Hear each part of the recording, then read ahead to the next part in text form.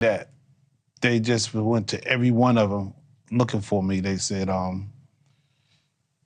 the paperwork said the 24th, that I had to be there the 28th, and then it was the 27th. I told him, I can't make it there, that's tomorrow. He claimed that he had video footage. He also claimed to have the real Kim Porter memoir. Let's dive right into one of the most explosive celebrity scandals of our time. One that's ripping through the music industry and leaving a trail of shocked fans, betrayed insiders, and shaken up reputations in its wake. Sean Diddy Combs, the man who once called himself the bad boy for life, now finds himself at the center of a courtroom drama so scandalous it sounds like something ripped straight out of a Hollywood thriller. But make no mistake, this isn't fiction. The allegations, the evidence, the high-profile players, this one has all the makings of a career-ending catastrophe. You're hearing about all these videos with celebrities, not going to be part of the criminal case. And Cassie video. The Cassie video is going to be part. Right. We're going to get to that in a minute with the jury. But what we did was, number one, we showed them the prosecution's case from one of our documentaries. And then we showed them the defense from the current documentary. Picture this, a courtroom packed with reporters, lawyers squaring off like gladiators, and Diddy himself, once the untouchable mogul of music, fashion, and culture, reduced to a man fighting for his freedom.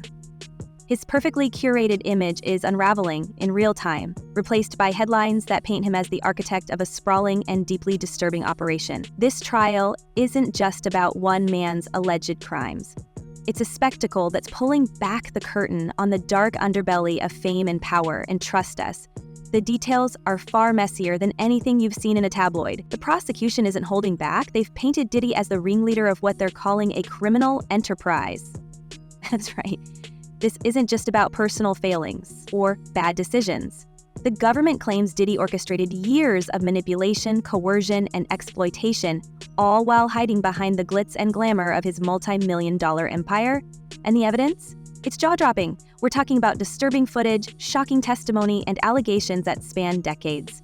But it's not just the charges that are turning heads. It's the web of celebrity connections, the whispers of cover-ups, and the sheer audacity of it all. Let's start with the infamous surveillance video. This clip, leaked to the media and now a central piece of evidence, shows Diddy in a moment of sheer, unfiltered aggression. The footage, reportedly taken at a luxury hotel, captures him chasing down his then-girlfriend, Cassie Ventura, in a hallway. What happens next is hard to watch. He grabs her, throws her to the ground, and even drags her by her clothing. It's the kind of video that makes you stop in your tracks. And while Diddy has since apologized, calling his actions inexcusable, the damage is done. This isn't something you can sweep under the rug, not when the whole world has seen it. There has been no profit motive involved at all. The last word is profit. He's already rich. So whether or not he had the freak-offs or he did whatever. Follow the money. Well, there is no money. Exactly. I mean, the freak-offs aren't okay, the way in which I read it, it's not an illegal business. A freak-off is a freak, or whatever these things are, right? Wrong. That's my look. But the profit, that last word actually got my attention, because I was like. But here's where it gets even more twisted. Diddy's legal team has tried to argue that the video was altered, yes, altered, and they've gone after the media outlet that first aired it. They've claimed the footage was manipulated to exaggerate what happened. Now, if that sounds like a desperate move, you're not alone. The judge wasn't buying it either, ruling that the video is admissible in court. And let's be real, if the footage is as authentic as it seems, it's a damning piece of evidence that could sway even the most impartial jury. Of course, Diddy's team isn't sitting quietly. They've crafted a defense that's equal parts audacious and baffling. According to his lawyers, the so-called freak-offs at the center of the allegations weren't acts of coercion. They were consensual.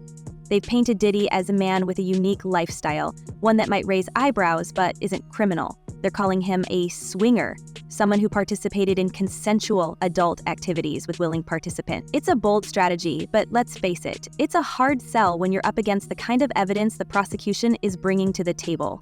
I think one thing that I haven't heard said at this table yet is bribery. So he probably promised a lot of these people either fame, fortune, riches. Whether or not he delivered, I doubt it. But that's another matter entirely, right? So that's obviously, if he incentivized some of these people in order to participate in all of these things, that wouldn't surprise me at all. Is that a definition, or does that fit a definition of coercion in any way, bribery? And speaking of evidence, let's talk about the raids. Earlier this year, federal agents stormed Diddy's homes in Los Angeles and Miami. What they reportedly found has only fueled the fire. Personal items, records, and other materials were seized, and prosecutors claim these items are tied directly to the allegations. The imagery alone, agents hauling evidence from the opulent mansions of one of hip-hop's biggest names, is enough to make anyone's jaw drop. It's a visual that screams, no one is too big to fall. But the real bombshells are the testimonies. Cassie Ventura is expected to take the stand, and her account alone could decide the fate of this case. She's already described years of control, abuse, and manipulation, claims that align disturbingly well with the prosecution's narrative. And she's not the only one. Multiple witnesses, some of whom are being allowed to testify anonymously, are stepping forward with stories that paint a chilling picture of what allegedly went on behind closed doors. These aren't just tales of bad relationships or toxic behavior. They're accounts of systemic exploitation that, if proven true, could redefine how we view one of the most powerful figures in entertainment. The big thing that is really interesting, and it's going to be a big problem for the defense if you look at this mock jury, the Cassie video. He is not being prosecuted for it. That's a state crime in California, and the statute of limitations is run. But I am telling you, that video was thunderous for a bunch of these jurors. And then there's the list of celebrities who might be dragged into this mess. Names like Ye, Michael B. Jordan, and Kid Cudi have already surfaced not as defendants but as potential witnesses or figures who might be mentioned in testimonies. The sheer star power associated with this trial is unprecedented. It's like watching a real-life drama unfold with A-listers caught in the crossfire. And let's not forget the cultural implications. If the allegations are true, what does it say about an industry that allowed this kind of behavior to go unchecked for so long? But here's the kicker. Diddy isn't just fighting for his freedom. He's fighting to salvage what's left of his legacy. This is a man who built an empire, who turned his name into a brand synonymous with success, luxury, and influence. And now, all of that hangs in the balance. The stakes couldn't be higher, not just for him, but for everyone connected to him. Because make no mistake, this trial isn't just about one man. It's about an entire culture of power, privilege, and the dark secrets that often come with it. We've talked about the fact that there's sometimes videos or photos or what don't get admitted to a case because they're overly prejudicial. Right.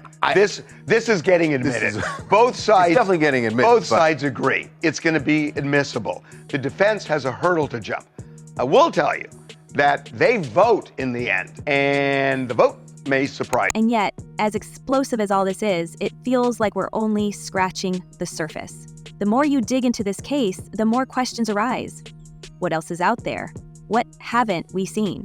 And perhaps most importantly, how far does this really go? And yet, even as the trial barrels forward with no signs of slowing, there's an uneasy sense that the real story might be even darker than what's already come to light. Because here's the thing, for every explosive piece of evidence that's been revealed, whispers of an even deeper, more systemic rot in Diddy's empire continue to bubble up. We're not just talking about incidents confined to his personal life. No, this is starting to look like a calculated, deliberate environment where boundaries didn't just blur, they were bulldozed entirely. Take the inner workings of Bad Boy Records, a label that once stood as a beacon of hip-hop dominance. Behind the platinum plaques and chart-topping hits, insiders are now describing an atmosphere that was less about music and more about control. Former employees are coming forward with stories of a workplace built on fear, where loyalty wasn't just expected, it was demanded at any cost. Staff members reportedly felt trapped, constantly walking on eggshells around a man they describe as unpredictable and capable of turning on anyone who stepped out of line. It wasn't just about doing your job, it was about playing by his rules, no matter how twisted they might be. You know, there's a short life in why do you think that is with the creative side? Well, because losing out money, you got to take you're going through so much to try and deal with life. And let's not forget the artists, those golden ticket holders who signed with Bad Boy thinking they'd struck career gold, only to find themselves caught in a web of manipulation. Contracts that seemed like stepping stones to stardom allegedly came with strings attached. Rumors of financial mismanagement, withheld royalties, and relentless pressure to toe the line have haunted the label for years. Some artists have hinted that their careers were quietly sabotaged the moment they dared to question the man in charge. And now, with this trial unfolding, those old whispers are gaining new weight, painting a picture of a mogul who didn't just control his own destiny, he controlled everyone else's too. But if you thought the allegations stopped at the label doors, think again. Because as prosecutors dig deeper, a pattern of behavior is emerging that transcends the music industry entirely. Diddy's lavish parties, once the stuff of celebrity legend, are now being scrutinized under a much harsher light. These weren't just gatherings of the rich and famous. They were meticulously orchestrated affairs where power dynamics were anything but balanced. Guests were allegedly handpicked not just for their star power, but for their willingness to play along with whatever the night demanded. And those who didn't, well, let's just say they weren't invited back. You are literally, it's an unhealthy space. And so eventually you're going to go too far, you know? Who knows what happened to Philip? Who knows what Heath had to do in order to get to where he was at? There's a lot of things that people do that end up sitting and they can't get over it. And they got to keep getting high, hoping to get it out of their head, you know? But when you lose your man card. But the question no one seems to be asking loudly enough is, how many people actually benefited from staying quiet? Because let's be honest, in an industry as cutthroat as entertainment, silence often comes with rewards. Some insiders are now hinting that those closest to Diddy, his handlers, his confidants, even his business partners, knew just enough to leverage their positions. They weren't just bystanders, they were enablers, profiting off the chaos while insulating themselves from the fallout. Contracts were signed, opportunities were handed out, and careers were launched, all under the shadow of behavior that should have raised alarm bells. And now, as the trial drags them into the spotlight, you can almost hear the sound of bridges burning. It's not just about who stayed silent, it's about who actively protected him. There are whispers of backroom deals, hush money payouts, and non-disclosure agreements that were wielded like weapons. Court filings suggest some of these agreements may even surface during the trial, potentially exposing just how far the cover-ups went. And if that happens, the ripple effect could be seismic. We're talking about the possibility of implicating major executives, high-profile collaborators, and even whole companies that turned a blind eye as long as the profits kept rolling in. At this point, it's not just Diddy's reputation on trial, it's the entire infrastructure that propped him up. Card. What is that? What do you mean by that? You give up your ability, your right to being a man. A man don't take it, a man gives it.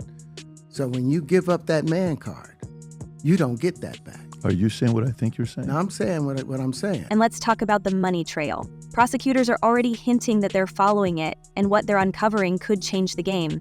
There are allegations of funds being funneled through shell companies, of payments disguised as business expenses, and of transactions that don't add up. It's the kind of financial web that raises more questions than answers. What was being paid for? Who was being paid off? And more importantly, how many layers of secrecy were built to protect the man at the center of it all?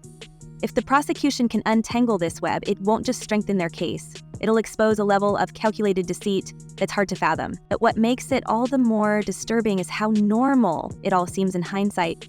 Industry insiders are now reflecting on moments that felt off, but were brushed aside because, well, that's just how things worked. A last-minute meeting that no one could explain, a guest list that always seemed a little too curated, a vibe that shifted sharply depending on who was in the room. These weren't isolated incidents. They were part of a pattern that once you see it, you can't unsee it. And now, with this trial, forcing everyone to look closer, the cracks in the facade are becoming impossible to ignore. That was all the people that went to the puffy parties. That was all the people that did all those things thinking that there was never going to be a consequence for what they were doing. Got punked out and pimped out by some greater desire. You shouldn't have a greater desire than being a man. So I believe that's a big problem with a lot of the actors out there because they get fluid. And next thing you know, once you go fluid, What's even more unsettling is the sheer number of people who seemed complicit, or at least willfully blind to what was happening. High-profile friends, industry executives, even security teams, all of them played their roles in maintaining the facade. Some are now claiming they had no idea what was really going on behind closed doors. But how much of that is true? And how much is just self-preservation now that the empire is crumbling? It's hard to believe that no one saw the red flags, especially when you consider the breadcrumbs that have been there for years. Case in point, the infamous 2016 incident involving Diddy and Cassie Ventura. While the leaked footage is damning on its own, it turns out it's just one piece of a much larger puzzle. Court filings suggest that this wasn't an isolated outburst, but part of a long-standing pattern of behavior. Multiple witnesses have described similar incidents, moments of rage that left those around him too scared to speak up. And it's not just about physical confrontations. There are allegations of psychological games, of trust being weaponized, of people being pushed to their breaking point simply because he could. It's the kind of behavior that thrives in silence, and for years, that silence was deafening. No, I get it. So you see some guys struggling with that. You see Bieber struggling with that. You see some of these guys struggling with that. They can't get it out of their head. They can't get it out of their head. But now, the floodgates are open, and the ripple effects are being felt far beyond the courtroom. The entertainment industry, long criticized for its culture of excess and exploitation, is being forced to reckon with its role in enabling figures like Diddy. How many deals were signed, how many partnerships were formed, all while whispers of his behavior swirled in the background?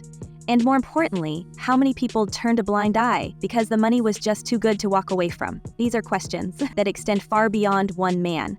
They're questions about an entire system that prioritizes profit over accountability. And speaking of accountability, let's talk about the legal team that's fighting tooth and nail to keep Diddy out of prison. It's a who's who of high-powered attorneys, each with their own playbook for dismantling the prosecution's case.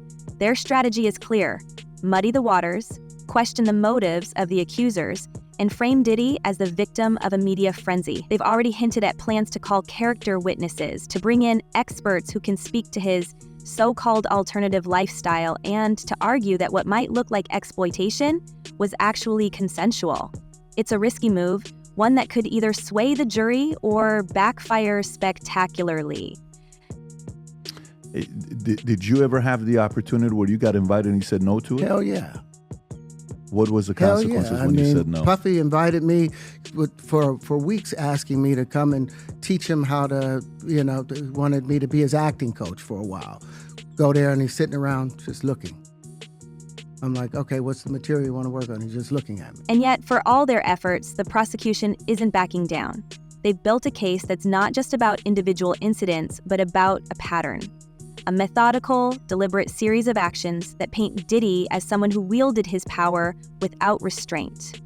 They're leaning heavily on the testimonies of those who've come forward, and they're prepared to confront the defense's narrative head-on. This isn't just about winning a trial, it's about sending a message that no one, no matter how rich or powerful, is above the law. As the trial continues, the stakes couldn't be higher. For Diddy, it's not just his freedom that's on the line. It's his legacy, his empire, his place in cultural history. For the accusers, it's a chance to reclaim their voices, to stand up against a man who they say took so much from them. And for the rest of us, it's a stark reminder of the cost of unchecked power and the importance of holding even the most untouchable figures accountable. Will you help me? I want to hear your music. So I come over there and I play the music, and he's sitting there just looking at me, like waiting. Okay. So then my assistant was like, he wants to hang out with you next week. And I was like, for what? He's like, I think he's trying to you. That's what my assistant said. And I was like, oh, okay. Now I get it. So now no more communication. But here's the thing. This trial might be the headline now, but the questions it raises will linger long after the verdict is read. How do we balance the art with the artist? How do we reconcile the man who gave us some of the most iconic moments in music with the allegations that threaten to overshadow it all? And most importantly, what does justice look like in a world where power and privilege so often tip the scales? Let us know what you think down below. Are we watching the fall of an icon or the rise of a reckoning that's long overdue? This story is far from over, and trust us, you're going to want to stay tuned. Until next time, we'll see you in the next one.